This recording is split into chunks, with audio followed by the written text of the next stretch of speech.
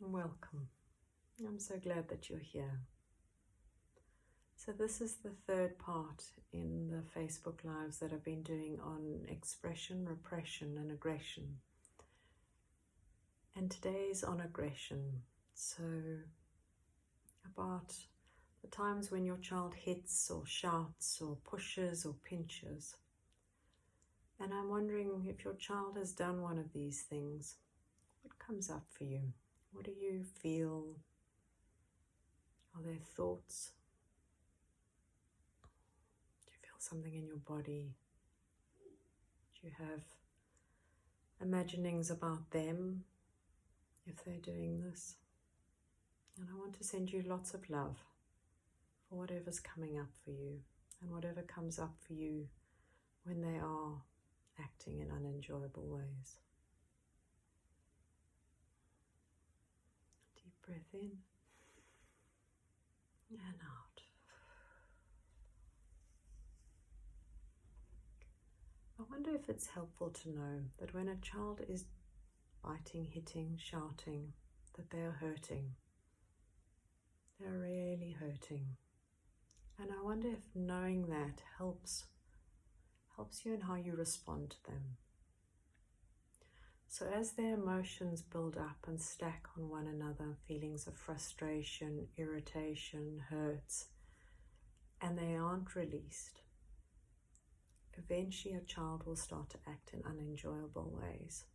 And it takes some time for this to happen. And I really, as you listen to this, want to send you lots of love and compassion. This is not about judging you as a parent. It's more about understanding what is helpful. What is helpful to help a child release their emotions and to be as compassionate for yourself as you are to them. I wonder if you think about a time when, I don't know, something hard's happened during the day, at work or with a partner, with a friend, and then you're with your child and you've done or said something that's not in line with how you want to parent. And I wonder in that moment what you would like. Would you like somebody to come in and go, you had such a tough day. You were holding so much. I so understand why you snapped or did whatever you did. Do you feel the difference of what it's like if somebody responds like that? Then if they had said, you can't do that, that's a terrible thing to have done to your child, you should never do that. There's a very big energetic difference, and I wonder if you have a sense of that in your body as I speak. So when your child acts in those ways, it's not that we allow them to continue hurting in any way, or definitely you need to step in and set a loving limit. And a loving limit is where we're looking at emotional release. It's not about actually stopping a behavior. So it's looking at supporting a child to be able to release what they need to release. So it would be, sweetie, I'm not willing for you to hurt that person, or I'm not willing for that to happen any longer. And I'm here and I love you so much. And I'm not going anywhere, and I'm not going to leave you with these big emotions. I'm going to be here and I'm going to stay with you all the time. Now, with these kind of emotions, they've built up over time, and it won't be one listening or two, it might be quite a few. So I encourage you not to lose heart if you don't see a change immediately. The more you listen, the more these emotions will be released. And a child will stop biting and hitting. Their natural state is love. And when their emotions are released and they're free to return to that state, they can be calm, clear, creative, and connected.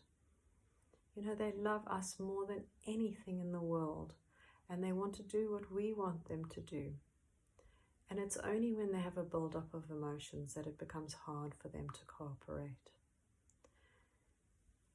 It's not also just listening that you can do. There's lovely attachment play games, and you can be as silly and ridiculous as possible, because you're looking at bringing in as much connection as possible and as much laughter. So often you find when a child's starting to hit and bite, there can often be feelings of powerlessness, where they haven't had choice. And that can happen so easily in today's world. It doesn't mean you've done anything wrong. It just means that sometimes children just need to come with us to buy food or to get chores done, and there's nobody at home. We don't have a community like we used to, where other people could just look after our children while we need to go off and do things. So these feelings then of a lack of choice and powerlessness can build up.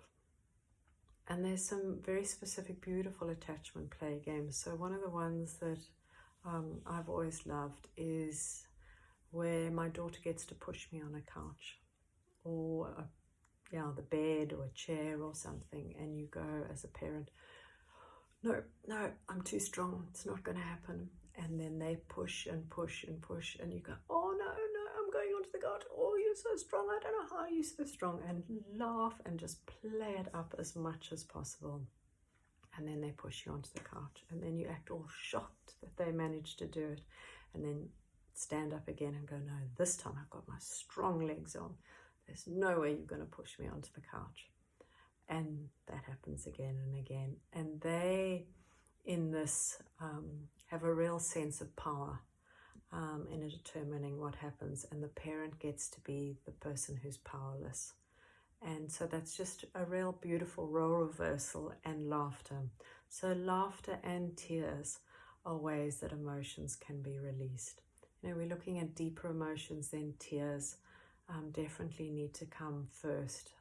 And then the lighter emotions can come out with play as well. And another lovely one is, so a child could, I don't know, like Simon Says or a magic wand, where they get to say, Mum, you're a frog. And then you get to go, no, I don't want to be a frog. I can only hop and croak. I don't want to be a frog. And then you hop and croak around the floor. And then they go, no, I want you to be a bee. And then you buzz around the room kind of thing. And yes, just remembering in all of this that, laughter, being silly, and the connection is just such a beautiful way to release emotions. So I hope that was helpful. And if you are struggling with some unenjoyable ways that your child is being in the world at the moment, biting and hitting, I'd love to be able to help, and please message me if you would like some sessions, or if you have any questions specifically about this Facebook Live, then please comment below. Take care. Bye.